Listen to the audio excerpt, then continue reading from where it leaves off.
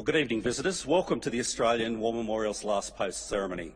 My name's Richard Cruz, and joining us today from the Australian Army is Corporal Jeanette McNeely. Today marks the 71st anniversary of the victory in the Pacific and the end of the Second World War. We welcome the veterans who have served, those that are still serving, and the families that support them. We acknowledge the members of RSL and Services Clubs Association, RSL Victoria and RSL Queensland, who are watching the broadcast of this ceremony around Australia. This evening, wreaths will be laid by visitors as well as students on behalf of the following schools. From Queensland, Windsor State School and Norman Park State School. From Western Australia, Tranbury College, Primary Baldivis and Bunbury Cathedral Grammar School, East Bunbury. Could I ask you to please stand and join in singing the National Anthem.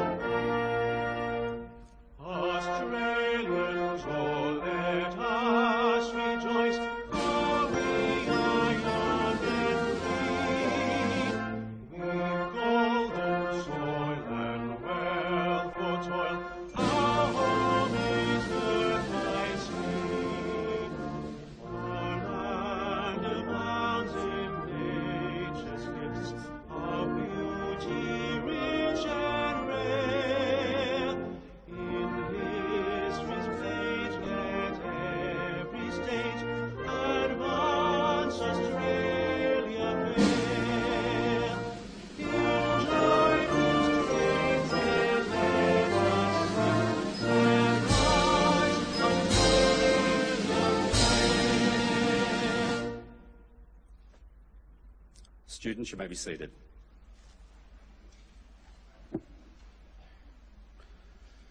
The Australian War Memorial was the vision of Charles Bean, Australia's First World War official historian. Bean landed with the Australian troops on Gallipoli and stayed with them at the front through to the end of the war. The idea of this national memorial and museum came to him at Pozières, France, in the depths of the bloody fighting of 1916. Bean's idea was that this would be a place where families and friends could mourn loved ones buried in faraway places. It would also be a place that could help all Australians understand what these men and women had endured and what they had done for us. Bean's vision, to which we remain true, is best expressed as inscribed in the entrance to the memorial's galleries. Here is their spirit, in the heart of the land they loved, and here we guard the record which they themselves made. Tonight we'll read the story behind just one of those on the Roll of Honour, which lists the more than 102,000 men and women who have given their lives for us in war and operations over more than a century. But first we present a lament, Flowers of the Forest. Wreaths and floral tributes will now be laid at the base of the Pool of Reflection.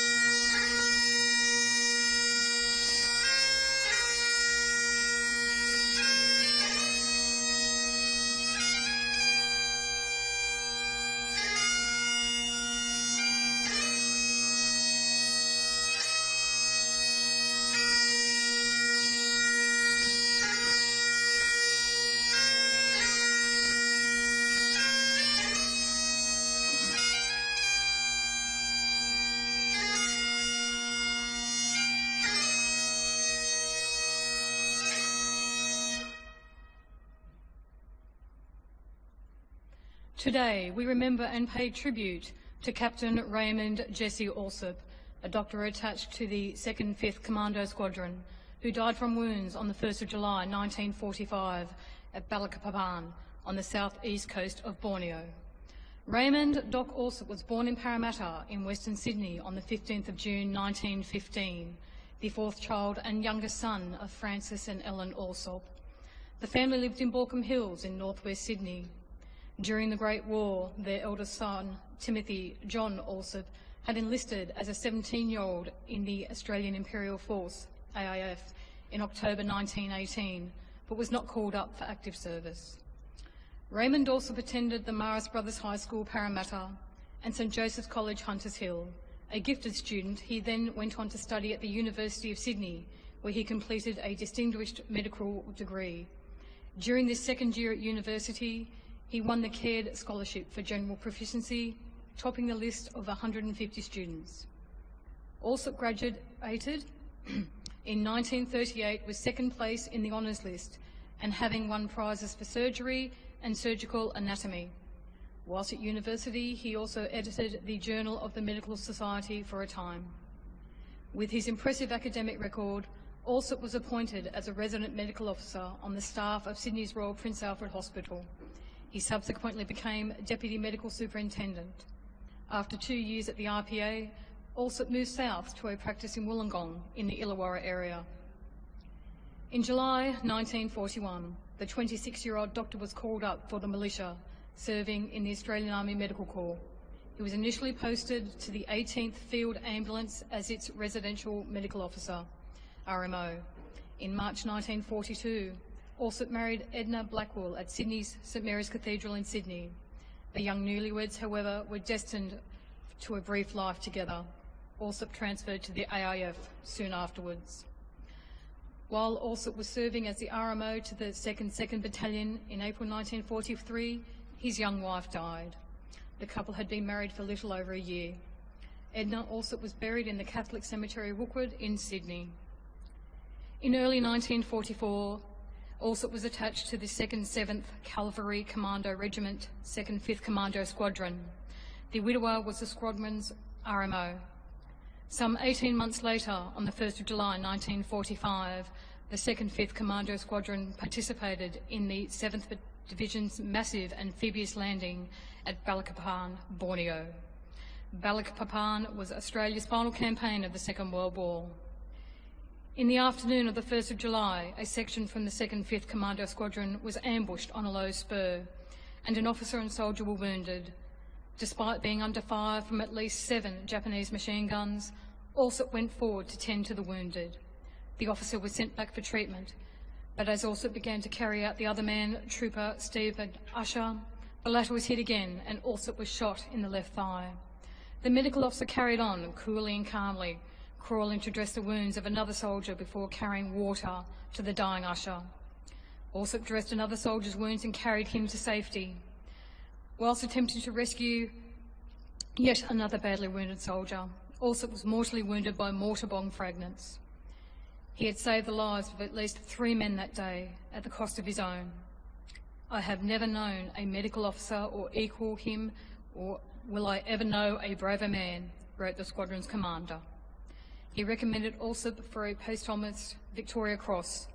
The recommendation was supported by the 2nd 7th Cavalry Commando Regiment, but was dismissed by higher headquarters. Allsopp was posthumously mentioned in dispatches. He was 30 years old. Raymond Allsopp is buried in the Labuan War Cemetery in Sabah, Malaysia. His name is listed on the Roll of Honour on your right, along with more than 40,000 others from the Second World War. His photograph is displayed today beside the pool of reflection.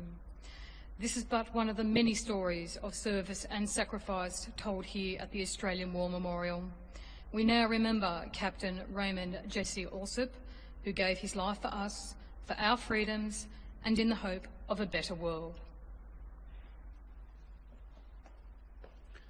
Please stand for the reading of the ode and sounding of the last post.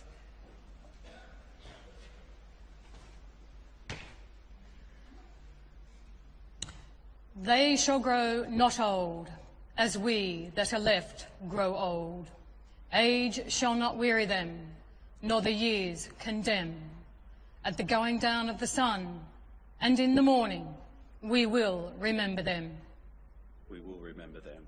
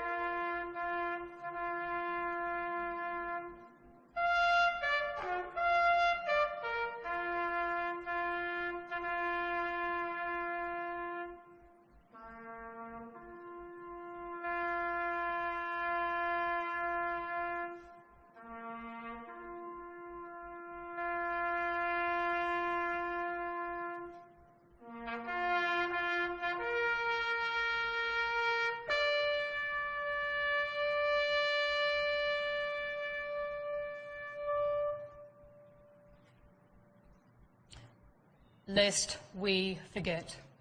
Lest we forget.